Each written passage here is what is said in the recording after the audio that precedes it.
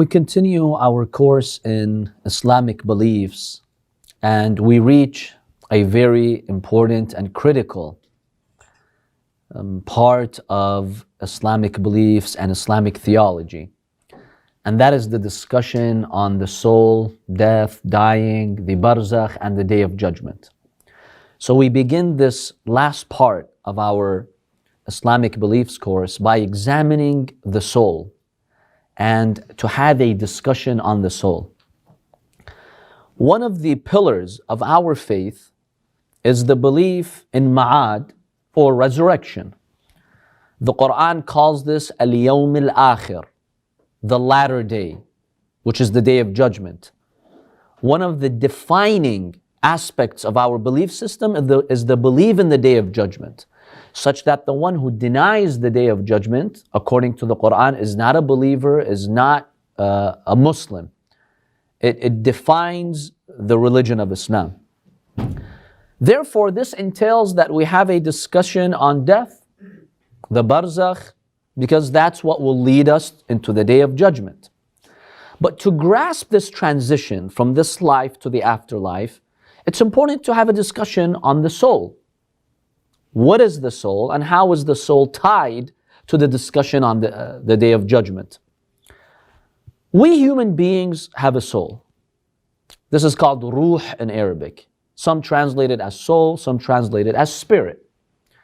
And it is the soul that defines our existence. Usually human beings define their existence by this physical body. Islam teaches us that this body is just a temporary state that you experience. It does not define you. What defines you is your soul. And for most human beings, this existential journey, this journey of existing, starts with the soul. Yes, there's an exception to that, which is the Ahlul Bayt, peace be upon them. Allah subhanahu wa ta'ala chose Prophet Muhammad sallallahu alaihi wasallam and the Ahlul Bayt to be created from his pure light. So before the world of souls, there was the world of pure lights.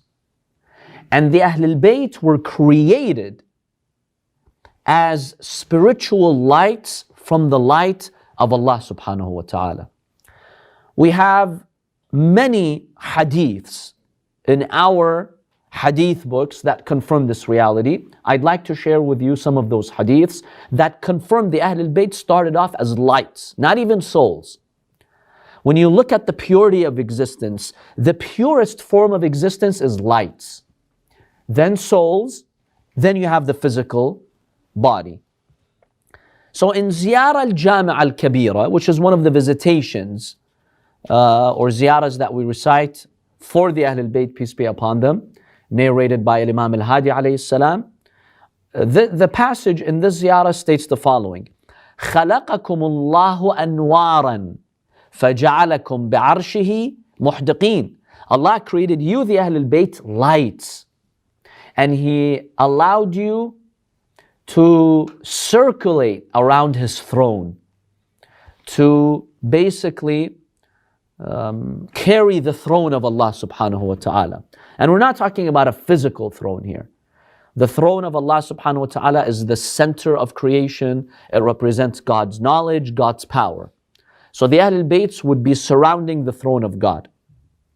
In another hadith, the Imam alayhi salam, Al-Imam al-Sadiq alayhi salam states, كُنَّا أَنْوَارًا حَوْلَ عَرْشِ اللَّهِ. We were lights around the throne of God. نُسَبِّحُ اللَّهَ وَنُقَدِّسُهُ. What would we do in the world of lights? We'd glorify God, and we would basically worship Allah subhanahu wa ta'ala. We would see God as being free from any deficiencies. حَتَّى خَلَقَ اللَّهُ الْمَلَائِكَةِ. Then Allah created the angels. So we see that the lights of the Ahlul Bayt precedes the creation of the angels. First Allah created their light, then He created the angels. فَقَالَ لَهُمْ سَبِّحُوا. Allah told the angels, worship me, do tasbih, glorify me. فَقَالُوا يَا رَبَّنَا لَا عِلْمَ لَنَا. They said, oh Allah, we don't know how to worship you. We don't know how to glorify you the proper way. You teach us. فَقَالَ لَنَا سَبِّحُوا. Allah told us, the Ahlul Bayt, our light, worship me, glorify me. فَسَبَّحْنَا. Because they come from that high level of the world of lights, Allah had given them the knowledge to worship Him.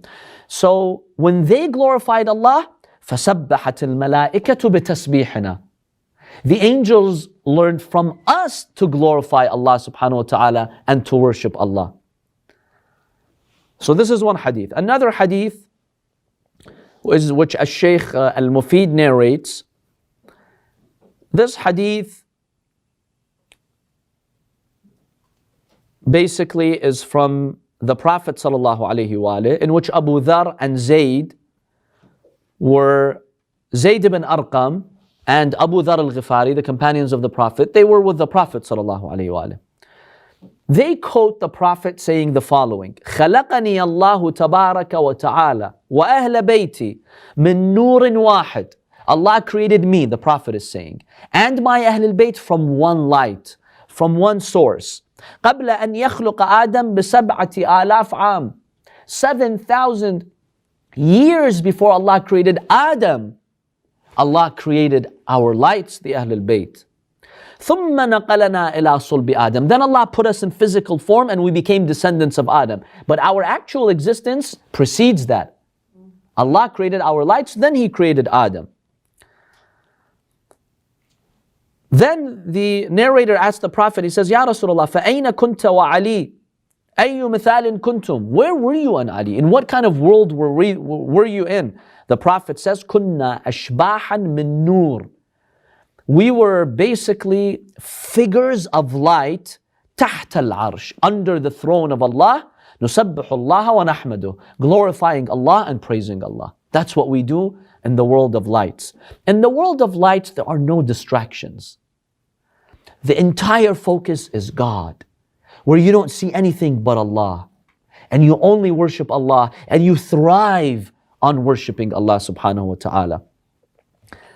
Another hadith beautifully explains this. Shaykh al-Saduq narrates this hadith from Sudayr al-Sayrafi, one of the companions of Imam al-Sadiq alayhi salam. He quotes the Prophet saying, خُلِقَ نُورُ فَاطِمَةَ عَلَيْهَا السَّلَامِ قَبْلَ أَن تُخْلَقَ السَّمَاءُ وَالْأَرْضِ. Allah created the light of my daughter Fatima before the earth and the heavens were created. Some of the companions asked the Prophet, Ya Nabi Allah, فَلَيْسَتْ هِيَ إِنسِيَّةٌ. So she's not human? When the Prophet said that, they thought, okay, she's maybe a heavenly substance. If she was created before the heavens and the earth, then is she a human? The Prophet ﷺ states, Fatima hawra'un insiyya. Fatima is heavenly in her origin, hawra. And hur al-ain are also derived from this word because they're heavenly in their origin. But she is a human being. Her origin is heavenly, but she is a human being in physical form in this world. Hawra'un insiyya. So the Prophet then explains how Allah created her from His light before creating Adam and before the world of souls. Before there was any spirit or soul, Allah created us and He created the light of Fatima. So they asked the Prophet, okay, where was Fatima all this time? He says, under the throne of Allah subhanahu wa ta'ala. They asked the Prophet an interesting question. They said, Ya Nabi Allah, فَمَا كَانَ طَعَامُهَا. You know, people think in physical terms. They asked the Prophet, what did she eat? Like all this time under the throne of God, how did she live? What did she eat? What was her food? What were her provisions? The Prophet says, قَالَ التَّسْبِيحُ وَالتَّهْلِيلُ وَالتَّحْمِيدُ. Saying Subhanallah, Walhamdulillah, Wa la ilaha illallah, that was her food. That was her spiritual food. And remember, when we say Subhanallah, it's not just these words. The reality of God's glorification, the reality of God's praise is what Fatima experienced, and that allowed her to survive. Basically, that was her food. And then the Prophet explains, and by the way, many Sunni hadiths confirm this, that Allah subhanahu wa ta'ala put the light of Fatima in a fruit, in a heavenly fruit, and on the night of the Mi'raj, when the Prophet ascended into the heavens, Allah subhanahu wa ta'ala commanded him through Jibreel to eat that heavenly fruit, that heavenly apple, according to some hadiths. The Prophet ate that fruit from paradise. And so the light of Fatima was transferred to him. He went back to earth.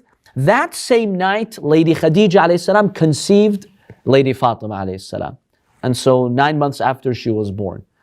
So we have Sunni hadith and Shia hadith. In fact, we have Sunni hadith from Aisha in which she narrates this. She says, I would see the Prophet constantly embracing Fatima and basically smelling her neck. I told him, Ya Rasulullah, why give her all this attention? Why do you do that? He says, oh Aisha, this is in Sunni sources. Aisha narrates this. Oh Aisha, when I ascended in the Mi'raj to the heavens, I smelled that heavenly fruit. And that was the origin of Fatima. I took that fruit and then later Fatima was born when I came back to the earth.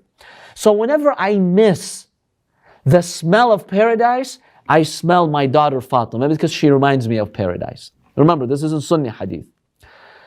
So this is the status of the Ahlul Bayt, peace be upon them. Even before the world of souls, they were in the world of pure lights. Then Allah subhanahu wa ta'ala put them in soul form, spirit form, then in physical form. But for us human beings, our journey started with souls, with spirits. So now let's discuss the ruh. The word ruh in Arabic is similar to the word rih. They come from the same meaning. What does rih in Arabic mean? The wind. Allah speaks about the role of the winds in generating rain and moisture. The word in Arabic is called rih. What's similar about ruh and rih? Very light. Number two, they're always moving. They easily move and navigate. You cannot see them with the physical eye, even though you know the wind exists. You can feel the wind, but you can't see the wind, right? So for this special connection, linguistically in Arabic, ruh and rih come from the same word. Now the word ruh is found in a number of instances in the Holy Quran. In one instance in Surah Al-Baqarah, chapter 2, verse 253, Allah subhanahu wa ta'ala states, وَآتَيْنَا عِيسَى بْنَ مَرْيَمَ الْبَيِّنَاتِ. And we gave Jesus, son of Mary, the clear signs. وَأَيَّدْنَاهُ بِرُوحِ الْقُدُسِ. And we supported Jesus, son of Mary, with the pure soul or the pure spirit. Basically, this spirit is a powerful guiding force that Allah equips the prophets with. It protects them, it shows them the path of guidance, it even helps them stay infallible, and it keeps them away from deviation. It's a powerful force that Allah has created to guide His prophets. This is one meaning of ruh in the Quran. Another meaning that we find in the Holy Quran is a power of guidance that Allah gives to the believers, not just the prophets. So Allah says in Surah Al-Mujadala, verse 22, أُولَٰئِكَ كَتَبَ فِي قُلُوبِهُمُ الْإِيمَانِ وَأَيَّدَهُمْ بِرُوحٍ مِّنْهِ. Allah speaks about the believers, and Allah says, God has fixed Iman and faith in the hearts of believers, and He has supported them with a spirit from Him. So believers who are fixed on the right path, Allah has actually blessed them with a ruh, with a spirit that keeps them firm. It's a gift that Allah gives to the believers. That's another meaning of ruh. The third meaning of ruh in the Holy Quran is the angel Jibra'il. The angel Jibra'il that brought revelation to the Prophet is called as ruh, the spirit in the Holy Quran. Another meaning of ruh is the human soul that we have. Allah says, when I created Adam, I blew into him from my spirit. That means I gave him the spirit. Otherwise, Allah doesn't have a spirit like we do, right? Allah is immaterial. But Allah says, I am the one who gave Adam life. That's the greatest creation of God, to give life.